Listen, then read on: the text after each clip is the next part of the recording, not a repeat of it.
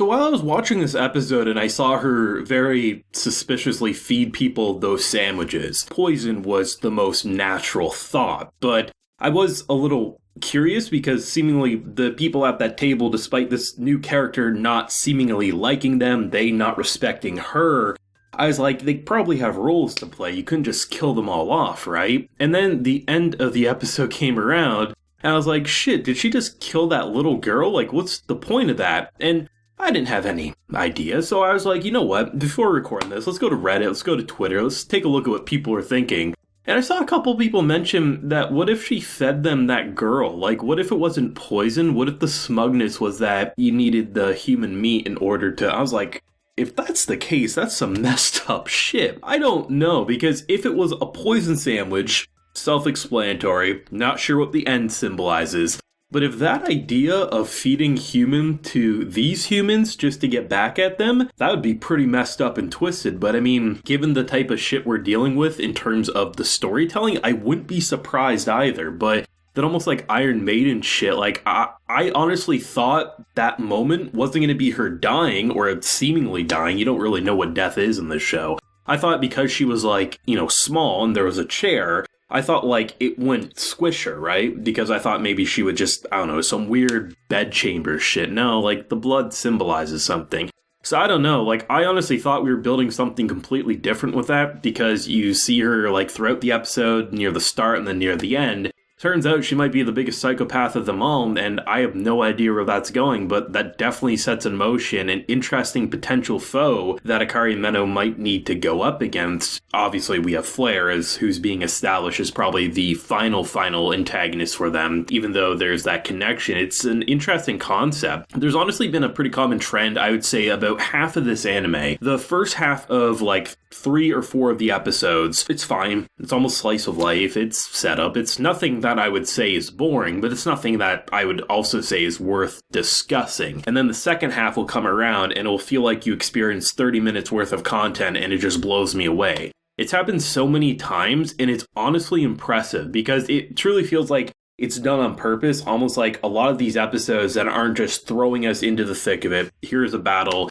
Here's a twist, or here's this or that. It's more of just showing the general progression that we know Akari, in her times of reset, she knows what's going on. She actually wants Menno to kill her, and seemingly that's because Menno ends up dying if she doesn't die. That's my idea and interpretation anyway. But ultimately, like, the fact that, she's growing more and more doubtful, which I think does work out. I still think there should have been a little more reflection after last week before immediately jumping back into the driver's seat, saying, okay, well, we have this head bishop over here, right? She was doing all this crazy shit. She was responsible for that emotional backstory, and then just jumping into Akari's death, right? There should have been a bit more reflection before contemplating, well, Flare didn't lie to me, so therefore I'm going to keep up with my teachings. So there should have been a bit more to that, but ultimately her path of slowly changing her tune is something that's more worth experiencing than her doing a complete 180 after one bad apple, right? But I do like the fact that rather than it being one of those shows where, like, similar to how episode 1 was directed, you have the boy, and then you have Menno, and then how she flips on him and kills him, right? We very well could have had a kind of cat and mouse chase where it flips around who's the cat, who's the mouse. Sometimes Akari wants to kill Menno and attempts to do it, other times she tries to kill her. Rather, it's more interesting to have, like, this story where she slowly but surely doesn't want to kill her, and then ultimately they'll have to try to figure out a solution, right? We're already cluing into the fact that this time around things are different, which I thought was a nice added touch, because when she goes beyond the fog wall, which apparently any normal person, if you enter, you'll never leave, like, it's literally a death sentence. It's not like it's a intense barrier, it's just a wall of fog, but beyond that fog is complete death. And it very much gave me Loch Ness Monsters, Kraken vibes. There was a lot of shit going on in there, but she, reverse time, came out of it, right? Even though she did push on, prior to that moment, you even have someone like Momo saying, why didn't you think of that? Do you have doubts? Because she clearly does. The fact that there's this very obvious way that most likely even her own ability, and if it doesn't work, I mean,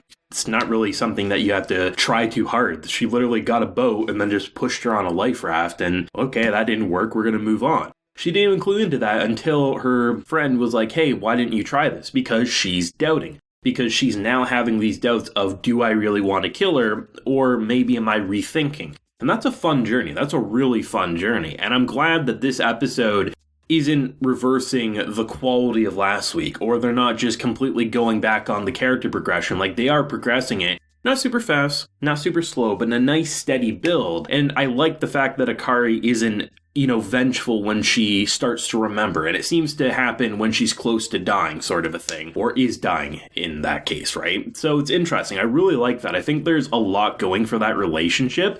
And I like the fact that they're even continuing to, remind us, hey, seemingly Momo and that princess, they were fighting, what the hell happened to them? Oh, she locked her in a giant cavern full of monsters and hoped she died. I was like, you know what? Even though it felt like they were building up into some teamwork, it does make sense that she would pull a card like that, though we know it's not the last time we've ever seen her. Without doubt, though, the most interesting new addition that this show has going on in its second half is that girl and seemingly the cold demeanor. I mean, apparently she still has contact with her father. I mean, honestly, if she's killing little kids, I wouldn't be surprised if she killed the dad too. I have no idea. But, they have a little bit of setup, like the fact that Flair killed her mother, so then there's that hatred, and, if we have the kind of next in line Flairette, I mean, I imagine she'll hate Menno as well. But it's kind of hard to say, right? Because this show has kind of curveballed us more than once. So it's interesting. And given the fact that first impressions are important, I really hope that this girl won't be a couple episodes and we get rid of her sort of a thing.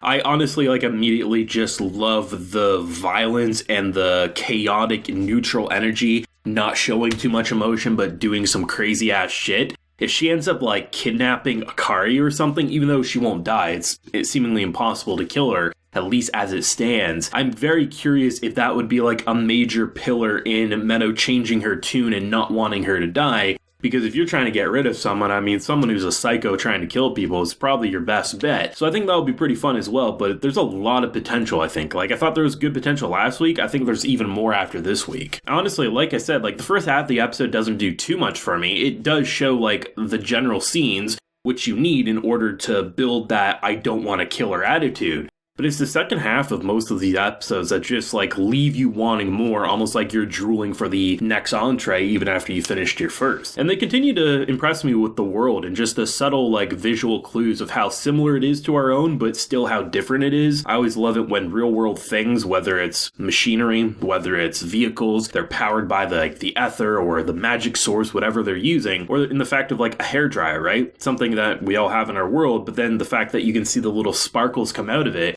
Really cool visual details that makes the world feel a lot more interesting than if it's just a character casting a fireball or a character deflecting with a magic shield, right? It really does feel like it's a part of their world. It's important to their world, and it makes it feel far more interesting than a lot have going on with a similar coat of paint. Thoughts if you have any though, because I've seen a lot of people say shit, the second half seems even more interesting than the first after last week's episode. So what do you think? What do you think's gonna happen, especially with that new character we got teased and did some brutal shit in this episode? Thoughts down below, leave a like if you enjoyed, subscribe if you're new around here. Till next time, everyone, please take care and have a good one.